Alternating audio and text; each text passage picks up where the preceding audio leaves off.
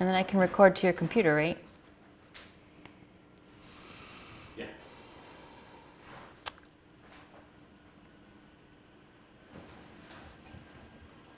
Hello.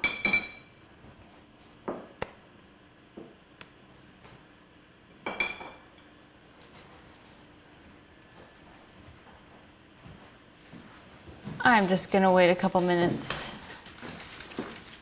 before I dive in.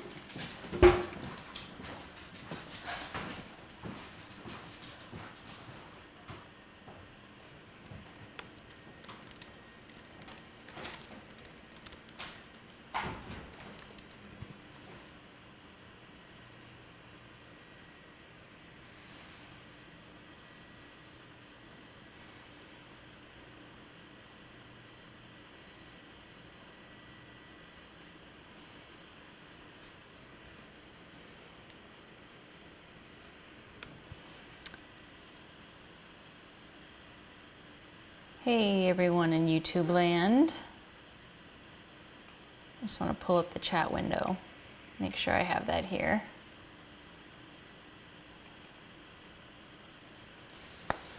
Hope everybody's enjoying spring weather. We had really, really good weather here today, and I was terrible and I did not take advantage of it by going riding, but I will be working on planning a trip soon. Well, got a trip next week for MotoGP. 10 days till MotoGP. So that's what I'm working toward right now. And if you are online, I hope you will type something in the chat window. If you can't type something in the chat window, you can also send a text to gearchick@gmail.com. Oh, Guy, you're going to miss it. It's just an open discussion. Just going to do an open, we're just here for an open Q&A. So tonight I thought we would just talk about anything as it relates to motorcycle gear, anything as it relates to motorcycles, yes, anything as it relates to riding Triumphs, riding in California and moving to Philadelphia and riding motorcycles here. Oh, awesome. So Beth is online. Beth wants to talk about short riding tips. Guy, you're going to totally miss it because Guy is also a fellow vertically challenged rider. So he can totally relate to me and you, Beth. Cool. So we'll talk about tips for short riding. Absolutely. Beth, I will put a link up to my short tips post because that's where all of my really good insights and all my tips and strategies live, is in this blog post. So let me just put this in here for you really quick. Check that out. And then I also did want to talk to you a little bit about kind of the state of women's motorcycle gear in the industry right now and kind of what I'm seeing and just a few light observations. I think the common issues always come up about, why aren't there enough options and why can't we find anything and why is it so difficult? So I think I'll talk a little bit about that. Guy, you want to talk about a shell for a jacket with a pressure suit? What do you mean by that? What do you mean pressure suit? Do you mean like for dirt riding? A shell for a jacket with a pressure suit. I think what he means is a jacket that's armored only without any liners. So maybe something that's waterproof on the outside, and then wearing a pressure suit is what a lot of people refer to for armored, like a mesh armored jacket, which is for the dirt. So if you're out riding in the dirt, you're going to put on your pressure suit, which is like mesh with your shoulder armor, elbow, chest protector, back protector, and then you throw your jersey on top. And I think that's what yes, all right, perfect. The armor that dirt riders use, cool. Awesome. Yeah, we can talk about that. Okay, so that's a few fun things we can chat about. So what do I guess just dive right into that, to Guy's question. So If you, oh, Tamla's here. I guess, are you saying that you want to wear a pressure suit for a short ride? Are you wondering if that's an option for like a 20-30 minute ride or something like that versus like for long distance or traveling or commuting? Personally, I think wearing that kind of whole outfit is cumbersome for a short 20-minute ride like that. I think in general that's a cumbersome arrangement for anyone who's riding on the street. So I'm a good example. My ride to work is only 4.5 miles, so I actually drive the Jeep more than I ride my motorcycle. I'm ashamed to say. The ride is short and flat, and there's a lot of parking, so I don't have to necessarily ride my bike. Although these days, as fast as Revzilla is growing, parking seems to be more of an issue these days. So I feel like it's cumbersome unless that's your only option. So here's the thing, given how many options are available, especially for men, I feel like why would you need to put on a pressure suit? Excuse me, I'm just logging into my Google account. Why would you need to put on something that cumbersome when you have so many options available to you as a man? I mean, unless you're extremely small in terms of petite sizing. I feel like that's just a lot to put on. So you got your mesh armor jacket, and then you have to put on a jacket on top of that. It just seems like a whole lot going on, and I would find that, to me, very, very cumbersome. I just don't think that's realistic for most people. I think an armor jacket that has a back protector, the shoulders and the elbows, and then in some brands even a chest protector insert, you can get a lot of protection that way. The other thing to remember too is that a lot of dirt gear, especially really, really, really inexpensive dirt gear, doesn't have CE level 1 rated armor. You have to spend like the $200 price point to actually get a CE level 1 or 2 back protector and rated shoulder and elbow in addition to chest. And a lot of the really cheap dirt armor, it's just hard shell, but not really anything tested for impact or shock absorption. So you're better off on the street just getting, you know, for example, if it's the summertime, mesh jacket, you know, armor, shoulder, elbow, level 1, or even level 2, and then level 2 in the back, and you can even get level 2 in the chest. So that's how I would really do that. I think that's much better left to the dirt, and unless you have extreme fit issues, unless you just can't find exactly what you're looking for, but I would say that's not the best primary option if you're either new to gear, sorry, too much bang. If you're either brand new to gear or you're trying to shop for some updated and newer gear options. So that's I would say that would be my advice to you on that. All right, since Guy and then Beth want to talk about kind of short tips, let's do that. Tamala too. So it looks like all of us right now in this room, we're all the vertically challenged. In the vertically challenged family. I post a link in the chat to my post about riding short tips, and I will post it in the description. If you are a fairly short rider, so when I say short, I'd say 5'2", because I'd say 5 foot, 5'2". Outside of the cruiser world, you really have to be at least, I don't know, I'd say if you're brand new and you've never ridden before, just to start out, you've got to start at least at 5'3", 5'2". That's outside cruisers, so sport bikes, sport tours, adventure bikes, adventure tours, supermotos, you really need to just get your foot in the door, I think, at about 5'2", 5'3", at about a 27-inch inseam, something like that. Otherwise, it's a really even more of an uphill battle. And I would say my biggest tips are, first and foremost, start on something manageable. Start on something that you can actually learn on if you want to make the jump up to something outside of a cruiser. Because let's be honest, cruisers are the shortest motorcycles you can ride. You can find really, really big ones with 24-inch seat heights, and you can pretty much flat foot those.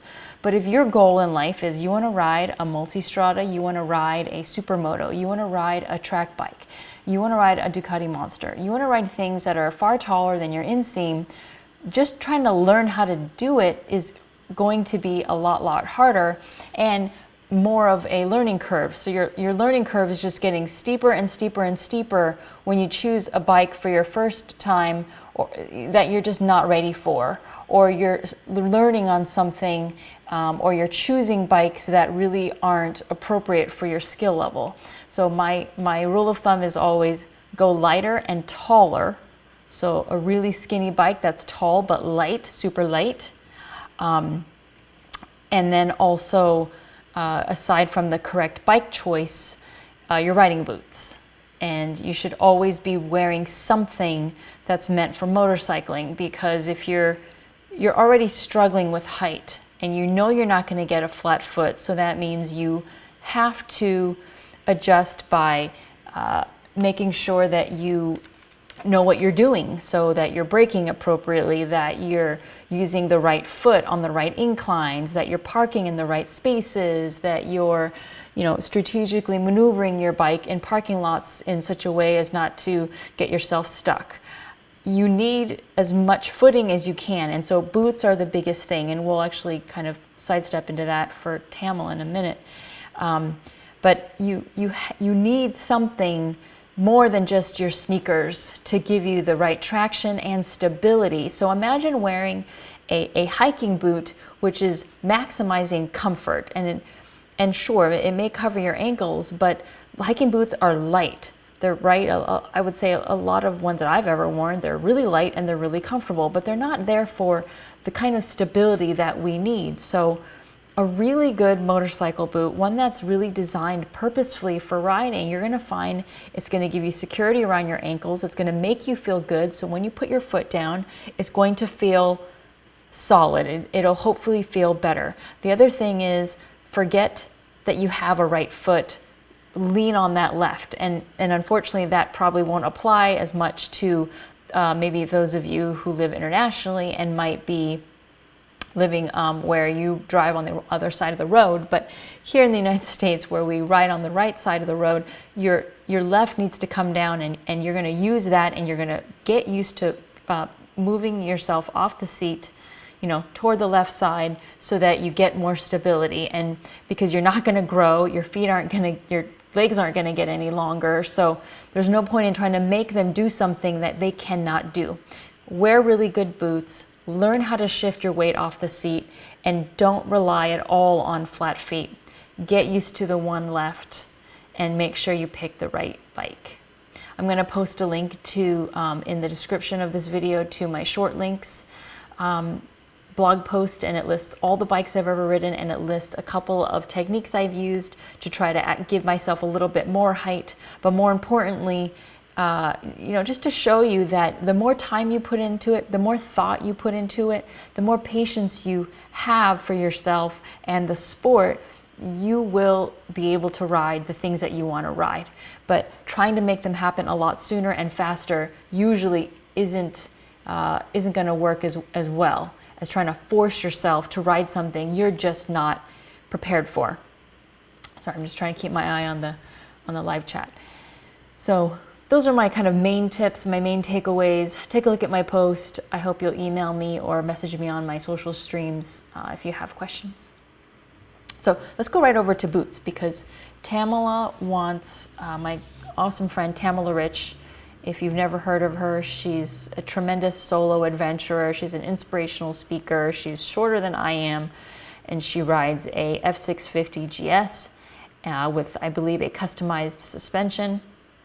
And she's traveled thousands of miles cross country solo on that, and she has a lot of experience just riding solo and the challenges that she's faced being shorter and riding alone. Tamla wants to know about, sorry Tam, you have a G650 GS, and good old BMW and all of their awesome names, so you'll want to Google that one. There are a few boots that come to mind in my brain when you're a woman and you need a lot of calf space. The first one is Daytona, because Daytona offers fully adjustable Velcro on the back of the boot. Actually, I have a pair right here. Let me just grab it.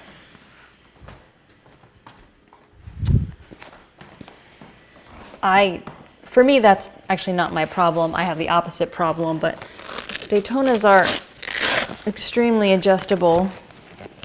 I'm going to open it up all the way so you can see how much space you get.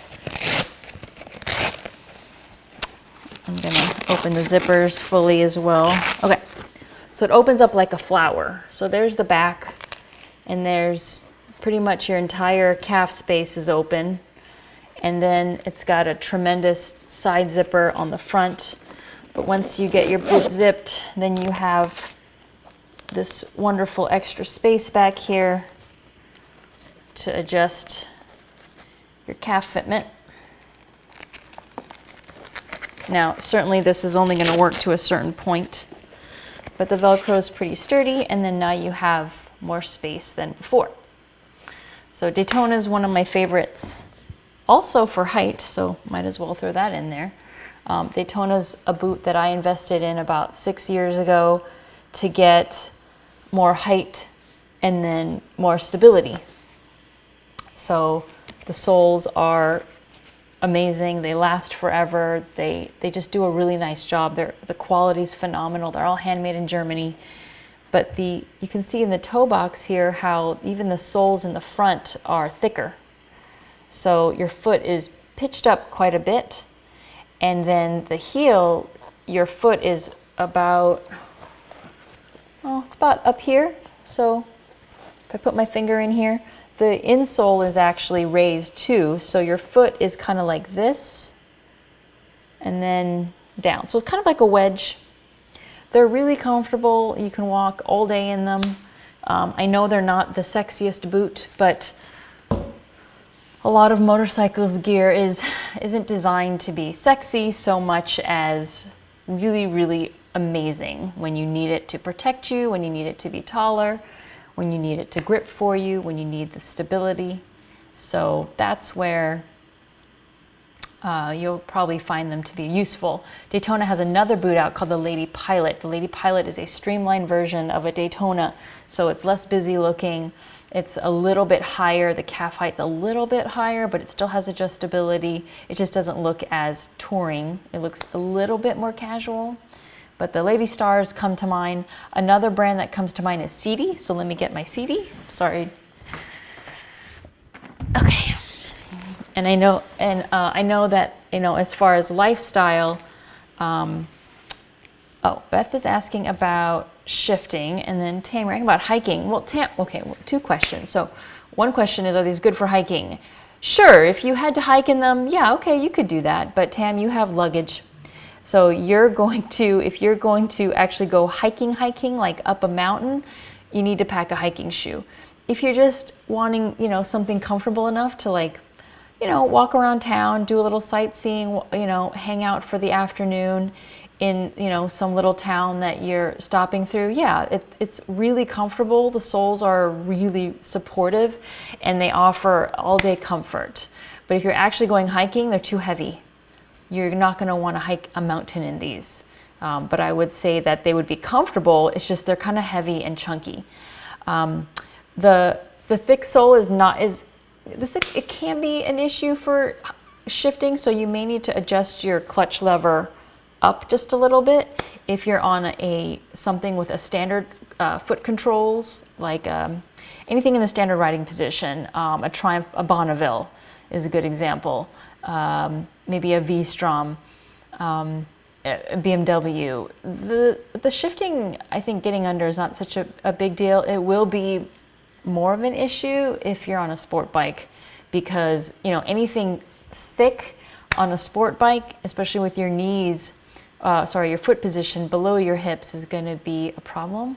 But if it's a sporty but not a track bike like a CB 500F, where your pegs or feet are below you, but they're not like behind your hips or something, you're not on a race position, you can make it work. So you can always adjust your levers. I think it's a very minor adjustment. This is my other favorite for calves. So it is a track boot. It's by CD. I love them. And these have adjustable calves completely. Let's see if I can do this. So they open up in the back for track suits, track pants, and then you can crank them. So they give you adjustability to adjust for your race suit. So that's why they are track inspired. I call them an entry-level track boot. These are the pair I crashed in on the street. So they did a really good job. It's pretty much what I live in year round, unless it's really, really cold or really, really wet. So those are my favorites for that. I'd say CD in general is pretty generous. It's going to depend on where your calf hits you. It may depend on how tall. Some boots may have large calves, but if they're too tall and your calf is a little low, then that may not work either. I'd say, Tam, you're going to want to measure yours, and then you're going to want to get back to me so that I can at least look up some options. But you could try, I'm going to give you a couple of options to order and try, like an Alpine Stars Web or an Alpine Stars Newland. The other one for you, I think, to try again is the CD Levia Rain.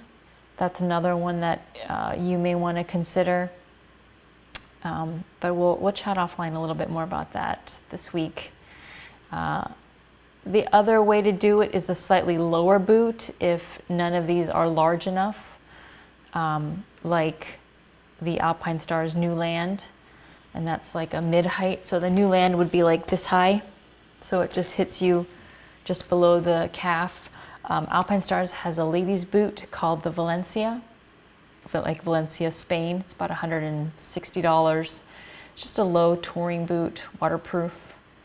Another one to do if you want something that's adventure touring style is that Forma Adventure Low, because it's just below the calf, and then it is an adventure style boot without the extra height all the way up to your knee, the way an off-road or adventure style boot might be. So that would be another, I think for you, another option to work with on that. Oh, I forgot. So the other tip that I have for boots or for height is adjusting your insoles.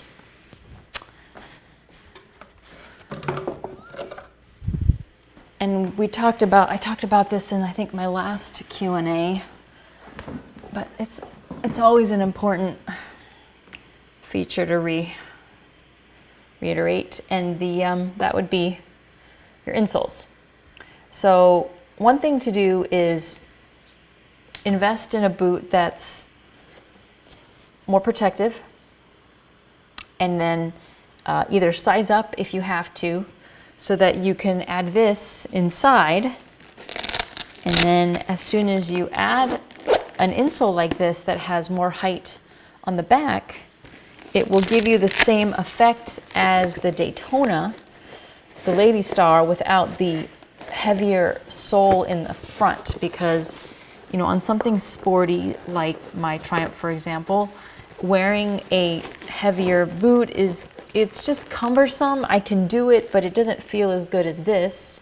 And then when I have my foot in here, my heel is actually up here now.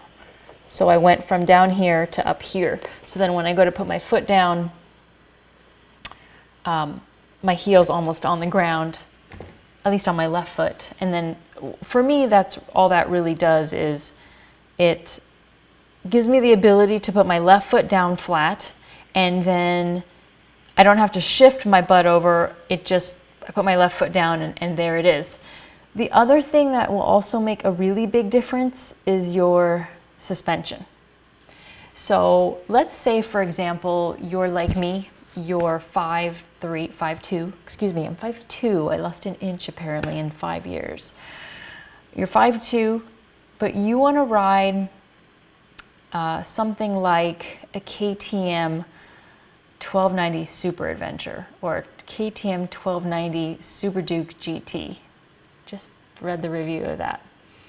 Something you have to remember is that for the most part, all of these mid-size sport bikes, sport tours, they are going to be maximized for, excuse me, my computer's dying, be right back.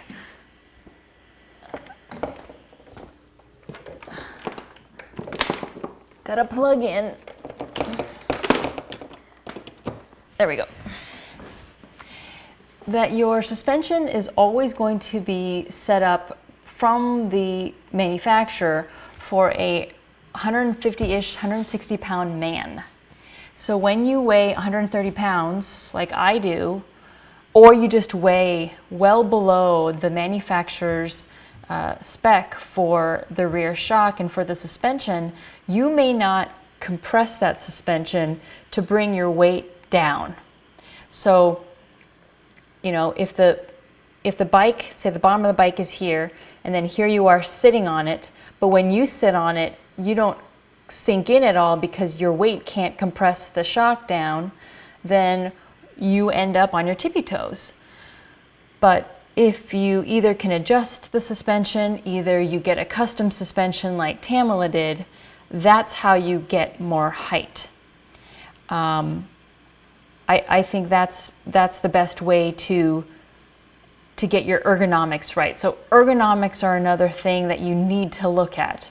And there's a lot of smaller women out there, I think, that are riding larger bikes, you know, either because they want to, or they, you know, it's just I think just the makeup of the different females that are out there riding. There's small women, there's big women, there's tall women, there's short women, there's women of all different sizes and shapes riding everything. And a lot of us are riding bikes that aren't meant for us. Bikes that weren't thought, you know, they didn't make with the intention of selling primarily to me. They made with the intention of selling to men, right?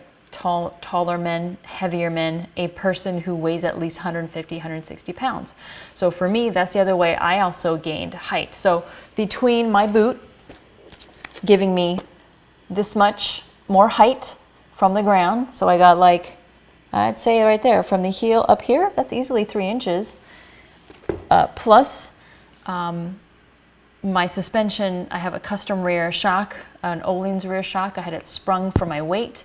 So it's for me, it's not for a big man or a tall man.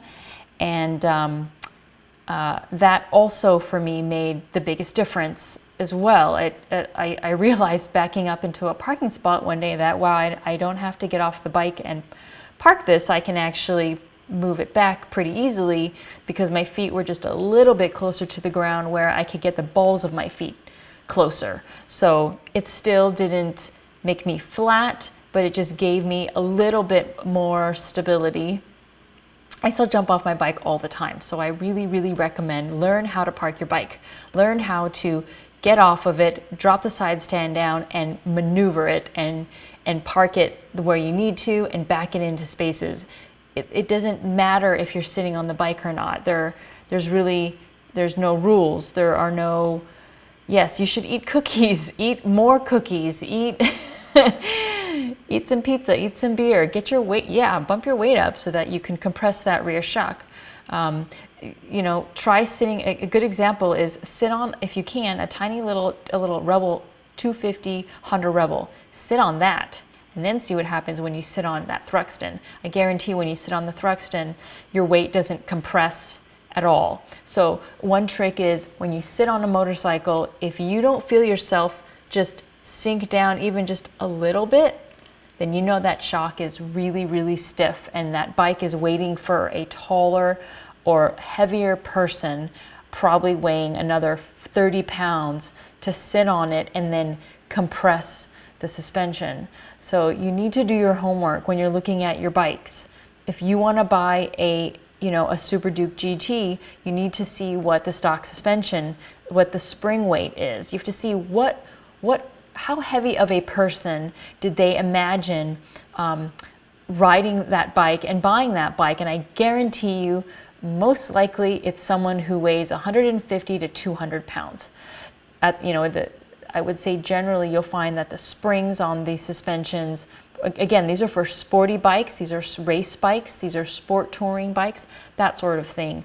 You're going to find that to be the case. I'd say the exceptions to that sort of thing are bikes with dynamic suspension. BMW is a good example. They have a wonderful suspension package when you buy a brand new, for example, an R1200R, like the one I rode, that had a wonderful suspension package added on. So when I rode that, it somehow adjusted to me and ignored the fact that I was only 5'2", 130, and wow, that thing was so smooth, and it never felt like I was on a bike not meant for me. Like, that's actually one of the few motorcycles, liter sized as well, like over 800cc bikes I've ever ridden, where I actually got on it and I started riding and I thought, wow, I think this bike, how did it know that I was going to ride it? That dynamic suspension really made it happen so that you wouldn't have to go buy a custom sprung rear shock. I'll also post a link to an article I wrote about seat heights and what that number means. So when you look at a bike and it says seat height 31.5 inches, well, what does that really mean? And things that you need to think about besides just this measuring tape that's been placed between the floor and the seat, because there's more to it than just that number, and you don't have to match. You'll probably never match that number, especially if you're this small. So that's why I've got some other tips in there for you too. Ren57's asking about adjusting clutch controls. I can adjust my. I've been able to adjust my friction zone, so I can adjust, how far out my lever goes, just a hair. I assume that's what you're referring to. If not, you can always buy a shorty. Is it Pazzo? I've tried CRGs, but for my year, the 2012, it doesn't work. But CRG, they make levers. Pazzo also makes a lever. There's another lever that PJ's like pajamas parts, she sells. I'm sure that's a woman-owned motorcycle parts business, by the way. She sells some really nice levers too that would work. That they're shorties, so they're like bent in, so that they're actually physically closer to your hand when you put your hand on the hand grip. So that's a way to get a lever. Oh, you're talking about the shift lever. No, you're talking about the clutch lever.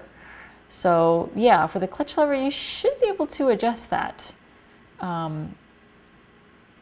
If not, I would look into one of the short levers, the ones that are, kind of tapered inward closer to the hand grips. A lot of people upgrade to those so that when you use two hands for clutching, it's a really easy reach. So your seat, so ergonomics are huge for sure. Seat width, and then the ergonomics as far as how far apart are your knees. So when you sit down, if the bike is pitching your knees way out, then what happens, right? As soon as your knees pitch out, it forces your toes.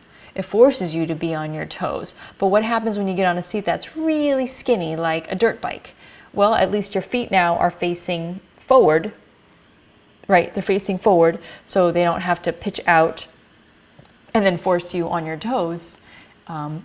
That for me is how riding my husband's Triumph is like, because with his stock seat, the angle of the seat's down. not that hard, but it's down like this. So then it pitches my butt up a little bit. And then now I'm forced on my toes because I'm short, right?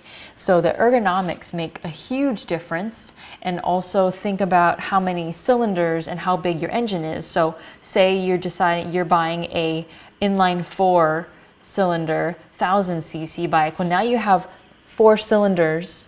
So you have these all 4, the width of that below you, beneath you. So now that makes the engine really fat. But what if you're riding a 500cc single cylinder? Now you only have 1 cylinder between your knees and some engine parts, and now that makes the bike super skinny. It's, you know, even though it might be taller, the engine itself is thinner. So that always makes a difference. The ergonomics make such a big difference. V-twins, like my SV650, that bike was pretty slim in the middle, and the tank was decently low.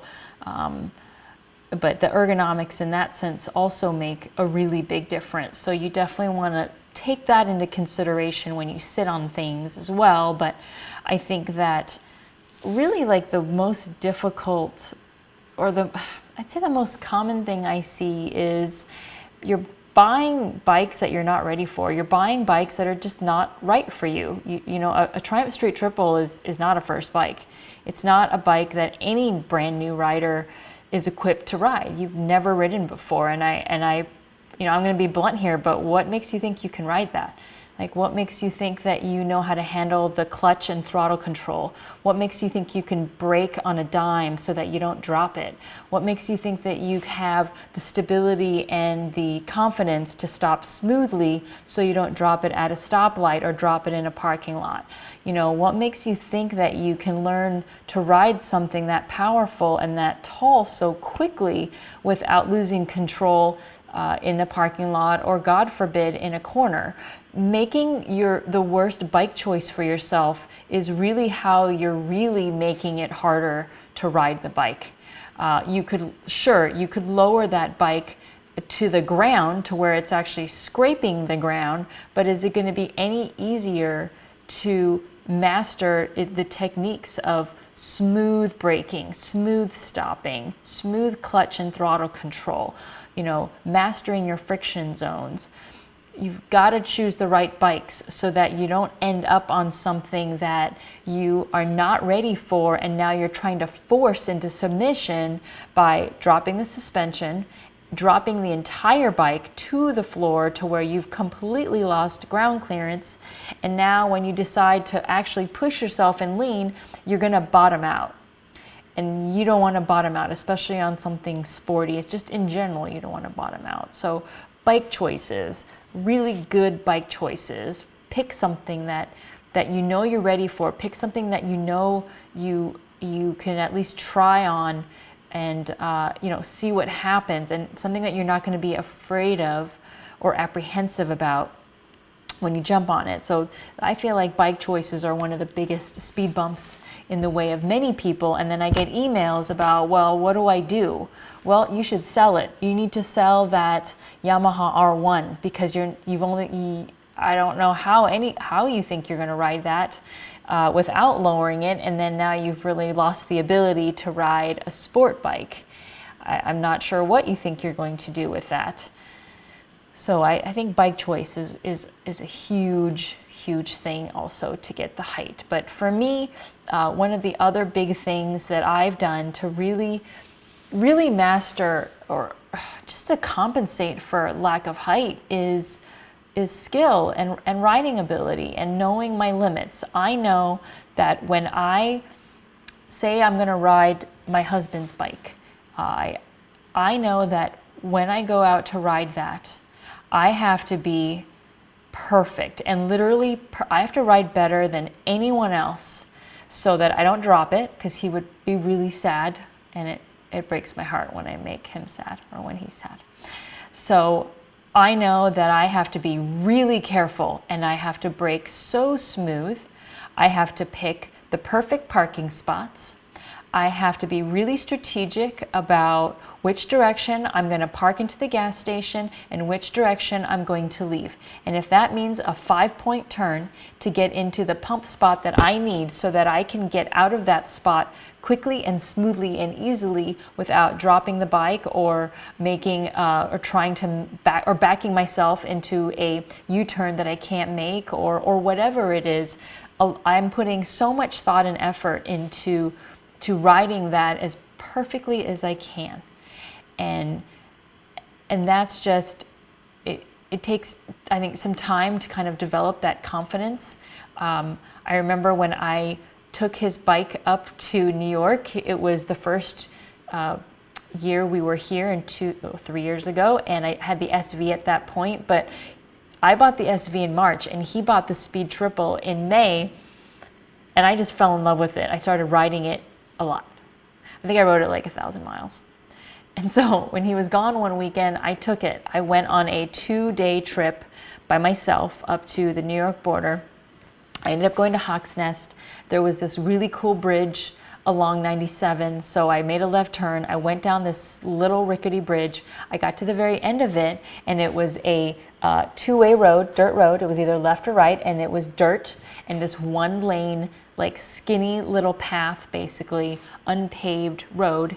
And there was an ominous sign that said, now entering, this village of, Tomahawk, turn around now or else, or something like that. And it was just very, okay, I guess I shouldn't go there. I really need to turn around.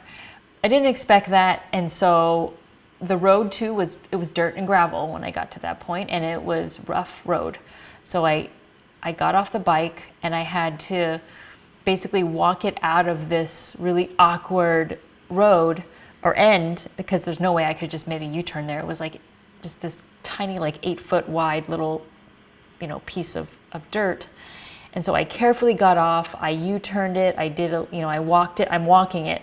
So I got off the bike and I'm totally pushing it around to get it back across the bridge, pointed in the other direction, because I just knew I probably shouldn't go that way. Well, the sign, said, aside from the sign not welcoming me, otherwise I probably would have gone that way just to see what was over there. But I knew that's probably not a good place to go explore unless it was my bike. So, that's where you're going to have to be really smart about the decisions you make and getting stuck and doing things so that you don't end up in a situation that you can't get out of. So that's where, I just encourage you to try to make informed choices about what you're going to do, and expect to fail, expect to drop things, expect to be embarrassed. I mean, I'm embarrassed all the time when I'm on my bike, because I may pause and I may have to, I may need to remaneuver myself, while my husband's standing over there on his bike and his knees are bent because he's so damn tall, and he's just sitting there waiting and looking cool while I'm like trying to reorient myself and my bike to get into, out of a spot or something, or I end up parking like 2 spots over from him, and he's like, "Where did you go? Why are you over there?" And I have to tell him, "I can't park there. I can't.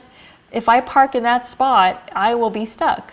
So I'm going to be over here, and then I'll meet you later, or you'll have to turn around if you want to join me. But I'm going to go park where it's easy, because I'm not going to park in this atrocious space, because I don't want to drop my motorcycle because I love it, and I don't want to be stuck. But I also don't want to look dumb when I'm trying to leave." So, you're just always thinking about like, what if this and what if that? And so I know that, no one's perfect. I'm not perfect. You're going to make mistakes. You're going to maybe make decisions that aren't the best things. Just please don't cry your eyes out and then cry your eyes out for the next 10 days. Cry it out. be done with it, and then think, okay, next time I'm going to do this. Next time I'm going to do that. And have a strategy for yourself. A really good friend of mine, Elisa Clickinger, she's motoadventuregal.com. She also runs the women's motorcycle tours. She said something to me a long time ago that really resonated with me, and she is never afraid to make mistakes. And she always tries to kind of look objectively at a terrible situation, whether it's getting your stuff stolen while you're traveling or whatever. And Tamara, you've done this for me as well, because hearing your stories too about, you know, failing and not necessarily getting things right the first time, but just knowing that, okay, I screwed up. What do I do next time so that I don't do that again, so that I can do this better? And that's really the best way. I think you can kind of pick yourself up, start over, and then be done with whatever mistake you made. Ren is asking how you go about getting your spring changed.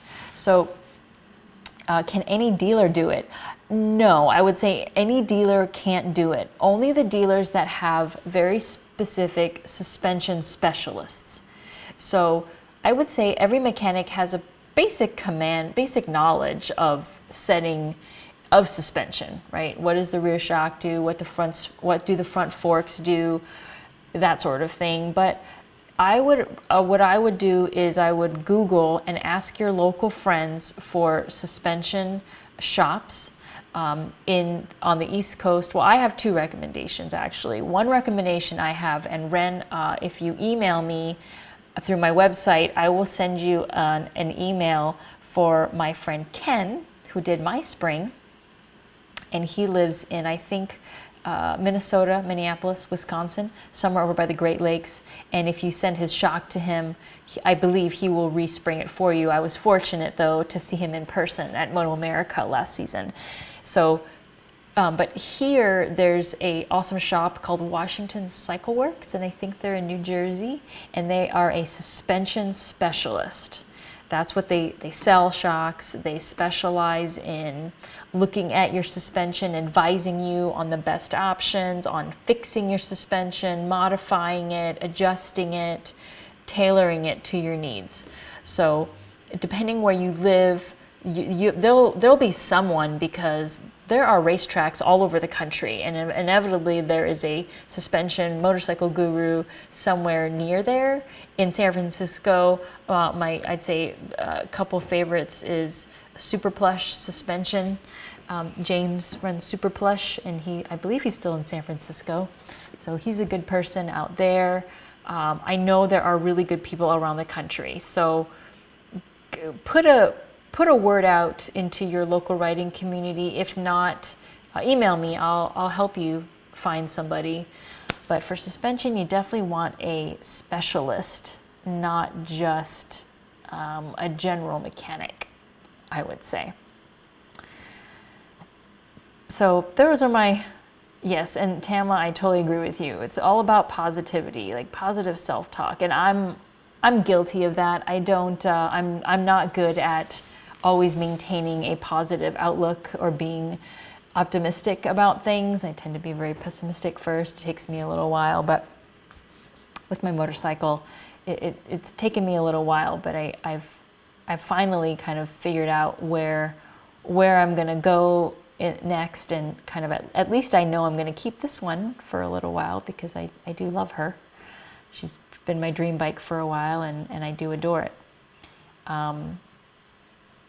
Tamala suggests contacting the manufacturer, which, sure, you could probably contact them, but regionally, I would say they may not help you, but the dealer might know. So what you may want to do is just call your dealer and say, hey, can you recommend a good suspension shop so I can get my suspension examined to be customized for myself? They probably will be like, yeah, here, you should call this guy, or your local mechanic, whoever your mechanic is, call that person, and they probably will have a really good resource for you to get in touch with someone. But I would say your dealer may not have someone. Your dealer could probably quickly adjust your preload.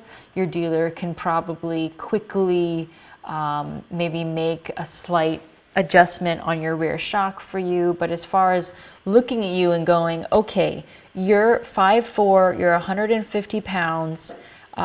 This is the kind of riding you're doing. This is the bike you have.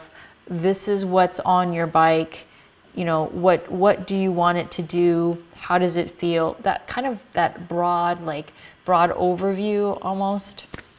I would say that's where I would definitely seek out a suspension guru. Sure, on a cruiser, you can totally get, you can get shocks, you can get front forks done. Sure, you can totally get your suspension done on your cruiser. I'm sure it comes down to the models though.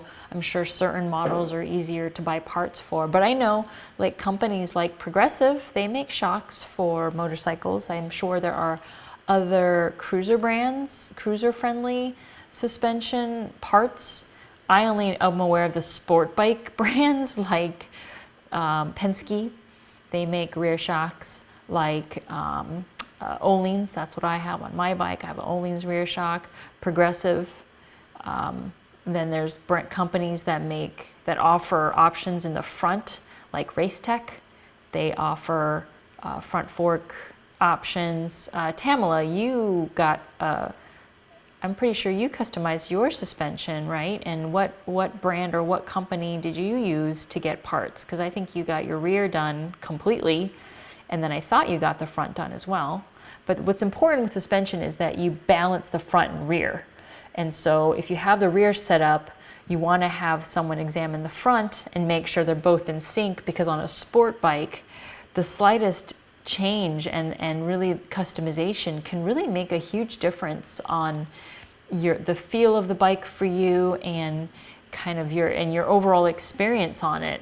I mean, when I switched my ride from a Kawasaki Z750S, that was a 2007 model, and I had that bike from 2008 or 9. I even till like 2011. I can't remember. I pretty much wiped that bike out of my memory. That bike was horrible for me because it was set for a 160-pound man, and it was so, the back was so stiff. When I sat on it, nothing really, I couldn't make it drop down, and I would actually put a tail bag on the back, and then I would put like 20-pound weights in there so that the suspension would compress, and then when I went to ride some twisties, I could actually lean into the corners, because without the suspension compressing, it didn't have the stability or the feedback. And when I switched to my Suzuki SV650S, after that, it was like a complete 180, and that bike definitely had a suspension for me. And it wasn't even custom, but they actually thought about smaller people riding it, and the shock was softer, and it was just a phenomenal, for me it was like the clouds opened and the sun came out, and I realized, why have I not ridden this bike? What took so long for me to buy this bike? Because I should have been riding this for the past 5 years. As soon as I got that bike, my ability to learn and to figure things out and to push myself a little bit more and take a few more manageable risks in corners and in my street riding completely changed. And I think even to this day, I think that I rode the best on that bike. Even now on this Triumph, it is phenomenal, but I don't have that kind of, I'm not having that exact same experience. The bike is a little bit different than that SV, and just the time that I had my SV, I learned so much, and I'd say that my skill development, my technical skill, riding skill development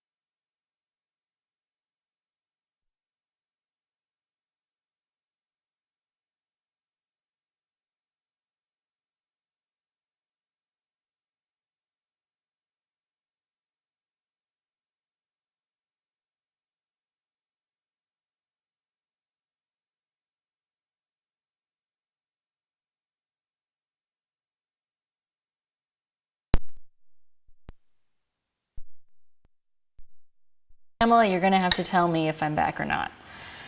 You're going to have to be my assistant sound crew. Pamela, you're going to have to tell me if I'm back or not. Oh, good, I'm back. Never mind. So, okay, you can turn me down. Trying to. Sorry. All right, thank you. So, it looks like Tamala found someone to rebuild her rear shock, and then and then probably took out the spring that was in there that was really hard, and probably put in a spring that was softer so that it would smush more. Because if you're a little person and the shock is really, really stiff, you need more weight. So they probably put in a softer shock in the back.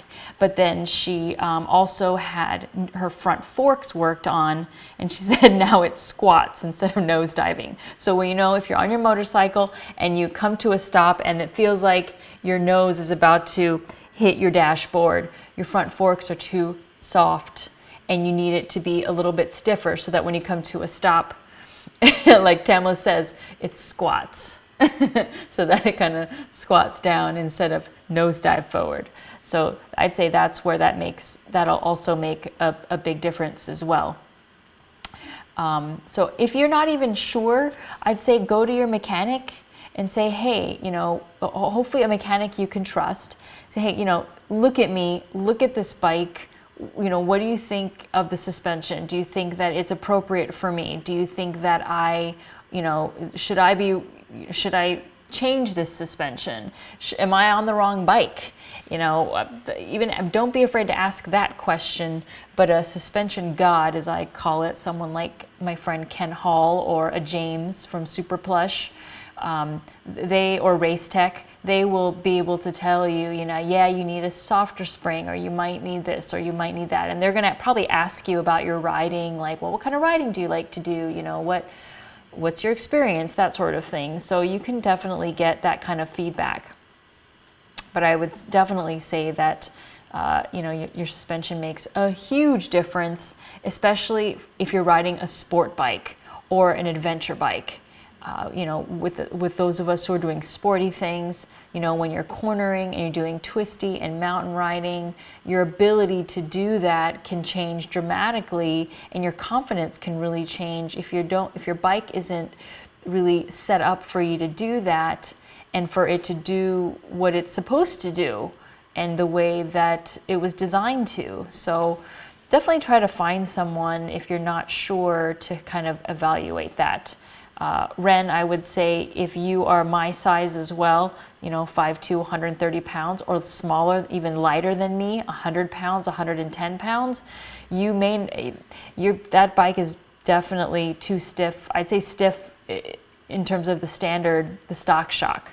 So if you do get your shock redone, it should make a pretty big difference. But there's certainly a kind of a threshold. So if you are really light, like you weigh 90 pounds and you're on a mid-size super sport bike, you probably won't be able to find a suspension setup to match you because you're completely under the minimum threshold.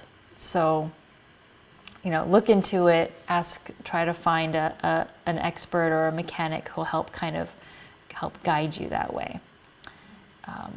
So it looks like I've run out of time, so I think I'll save my topic for next week to talk about the state of the women's gear industry. I think that'll be a really hot topic. So if you're wondering, why don't we have more choices? Why don't we have this? Why don't we have that? Why can't brands do this? And why can't brands do that? Why can't there be 10 million types of riding jeans? Why can't there be, perfect riding sneakers with all the ankle protection? If those are the kind of questions you want to know as it pertains to women's gear, I hope you will bring them, and I hope you will tell your friends, and we'll try to talk about that next week.